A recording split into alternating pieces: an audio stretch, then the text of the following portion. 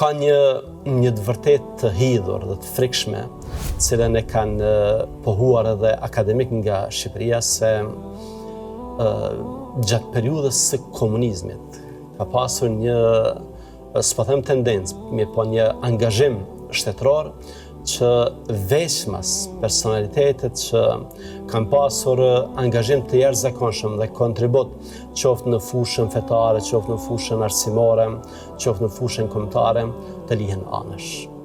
Prandaj për kaq gjatë ne nuk kemi parë që për shembull të jemi vlerësuar ose të jetë folur për ta.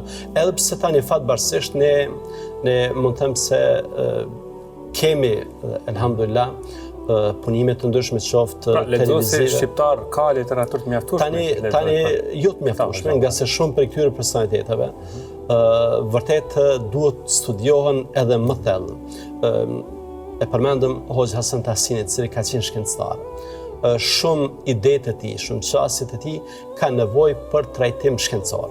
Pra duhet trajtohen nga profile të caktuara në mënyrë që të zbardhet kontributi i tij.